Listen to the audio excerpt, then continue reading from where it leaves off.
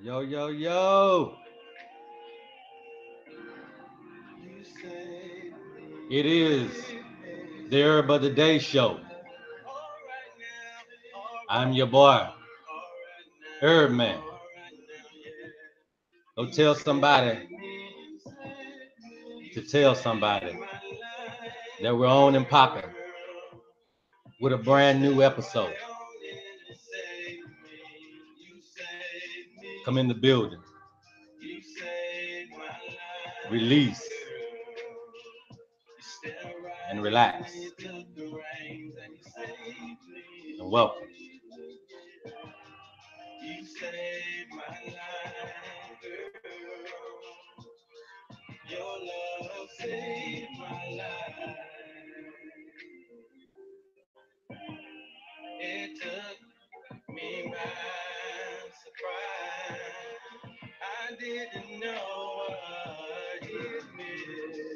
We appreciate all of you guys for tuning in. I know some of you may be at work, at school, but I want you to know that you can depend on Herb Man and the Herb of the Day show for free online herbal education, as well as those wealth strategies. And we appreciate all of you guys for continuing to join the station. Yo, yo, yo, welcome, welcome, welcome. Again, welcome to the Herb of the Day show. I'm your host, Herb Man. Let's get right into it. All right. What is the herb of the day?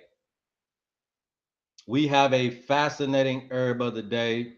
Um, it is a fairly old herb. Okay, this herb is been circulating for centuries. Okay, and so for all of you guys that this is your first time tuning in, please hit the subscribe button and hit that notification bell so that you can be notified every single time Herb of the Day show is going on live, or for that matter, any of the content that we offer on our channel.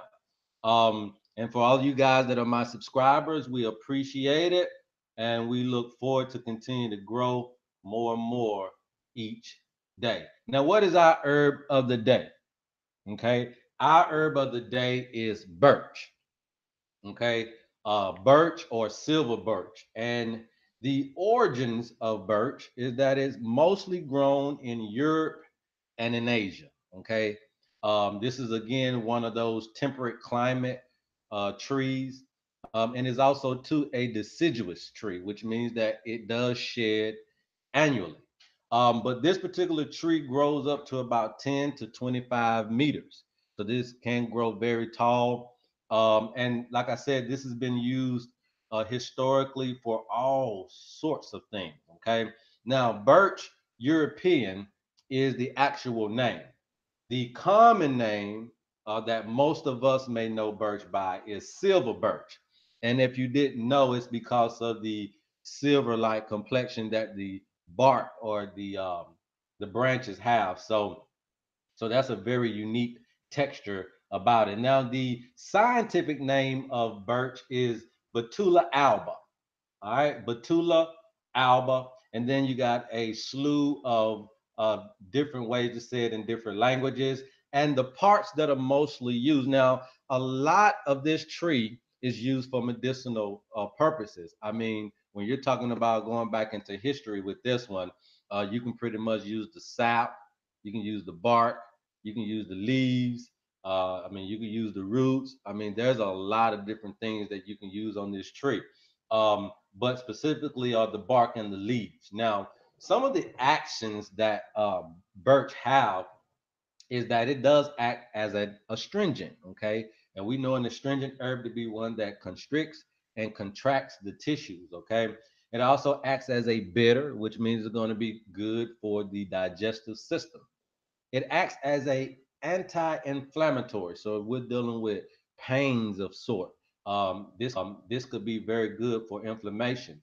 It also acts as a Cholagogue. Now, Cholagogue is a herb that promotes the flow of bile within the digestive system. Okay, so there's another hint toward the digestive system, and it also acts as a diuretic, which means that it increases and promotes the flow of urine. Okay, now silver birch contains salicylates, which have an aspirin-like effect, which also has been good for the anti-inflammatory or the analgesic type of effect that it may have, a mild pain reliever.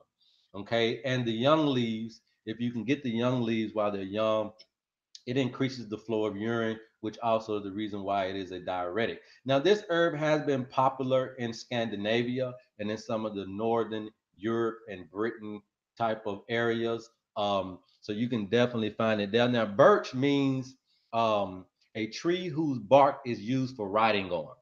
And so a lot of times back in history, they used to write or put notches on these particular trees because obviously due to its light color, you could see very good in the tree and can, can pass on messages. All right. Now the tree is also known as the giving tree. And again, the reason why it's known as the giving tree is because almost everything about the tree can be used for medicinal purposes. Again, we said sap, leaves, bark, the shoots, the twigs, the buds. Pretty much everything could be used. And again, this is an excellent tonic and detoxifier. Now, what are some of the uses that we may see being used with birch? It has been used in rheumatism and gout. Okay, and we just do the dried leaf tea, and you can try that for that. It has also been used for sore mouth. All you do is gargle with it. It has also been used for kidney and bladder complaints. It's been used for sluggish kidney function, heart edema. It's been used for cellulite due to retention of metabolic waste. So if you're dealing with any of those things, you may want to give birch a try. Now it's mainly been used as for the urinary system because of its ability to promote urine flow.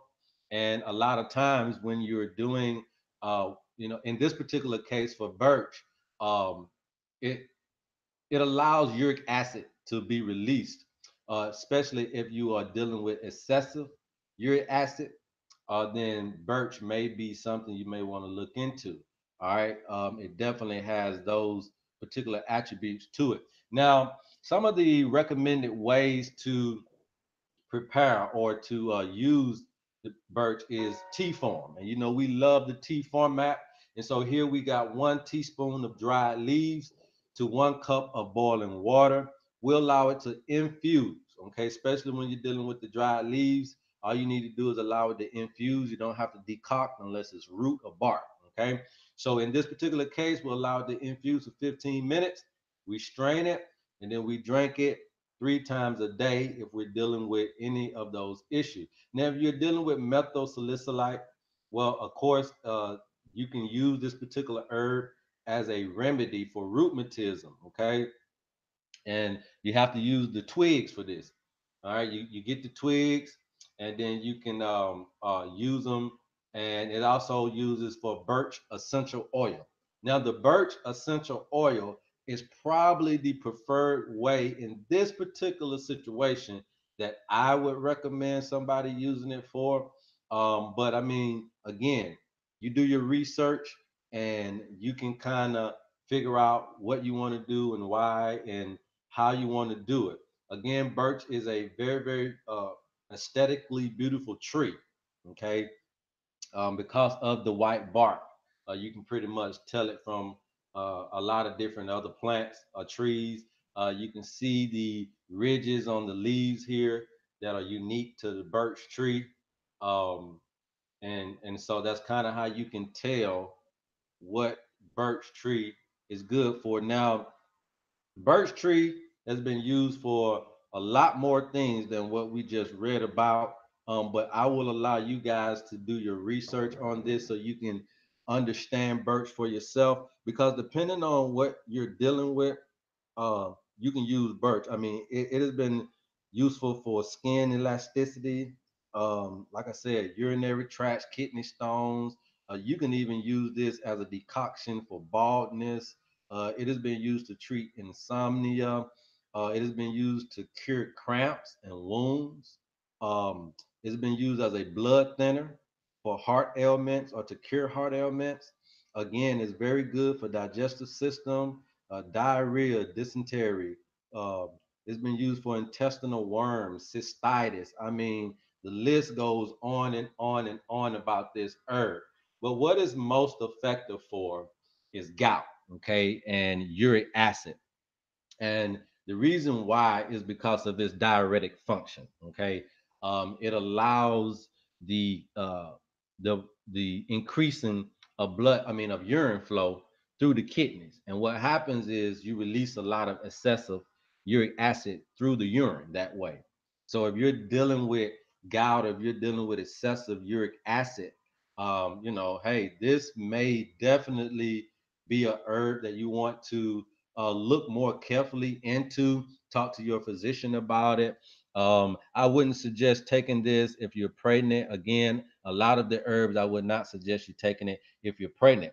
Now, for those people who are on medications as well, you definitely want to consult your physician. But you guys already know that I am not a doctor, nor am I a physician. So you guys need to consult your physician before utilizing any of the herbs that you see on Leaf of Violet Essentials channel. And for that matter, we say here at Leafy Violet Essentials World, research everything before you put it into your body, people. That's just very, very important. And again, we want to thank all of you guys for continue to support the channel. If you guys know of anybody that need this information, please share it. And let somebody know that there is free herbal case.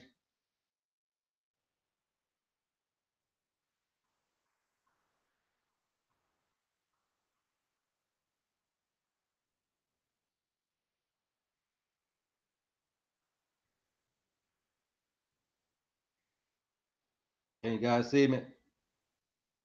Let me know if you can see me or not. Having some technical difficulties, but if you can see me, yeah, please let somebody know who are dealing with some of these issues and these situations. Let them know that the information is out here. You can definitely YouTube us, Google us. Hashtag Erdman, hashtag Leaf of Violet Essentials Inc. And you should be able to locate any of the herb of the day videos or the health and wealth strategies. Okay, so hey man, I appreciate you guys. This has been your episode of Herb of the Day. I love you. I'm your boy Herb Man. There's absolutely nothing you can do about the love that we have for you. And until next time, man. Peace.